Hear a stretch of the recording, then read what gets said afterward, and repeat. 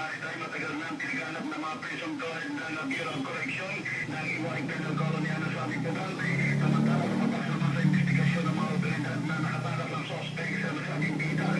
Ito ay matapos na tulungan o manunan dalawang personalidad na kinilala sa mga pangalan P.D. Lagpis at Nelly Agustin Villeros. Sa ngayon, nakaharap naman sa kasong paglabas sa Article 156 Penal Code ang dalawang personalidad na tumulong sa pagtakas ng naturang pugante. Kasama ko sa DWIR, Arnett Tawan, Dennis Cabando, Patak, Carmen. Kasama Pinawi ng Philippine Coast Guard ang agam-agam na maaaring magdulot po ng oil spill ang paglubog ng MV Chosil 2 sa karagatan ng Galdino, Palawan. Ay KPCD spokesman Lieutenant Commander Arman Balilo, walang namang bunker o fuel ang lumubog na barko at hindi mapanganib ang diesel na gamit ito dahil puso itong nag-evaporate sa hangin.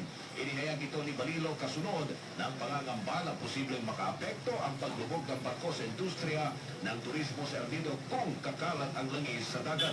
Sinabi rin ni Balilo na balik na po sa normal ang kondisyon sa Palawan at pinapayagan na muli ang island hopping sa lugar. Mga kasama nakatakdang ipatayo ng Department of Agriculture ang isang rice processing center sa bayan ng Santo Niño sa South Cotabato. IDDA 12 Regional Executive Director Amalia Jaya Datukan, bahagi ito ng proyekto ng 50 billion pesos Food Staples Self-Sufficiency Program na isinusulong ng pamahalaang Aquino.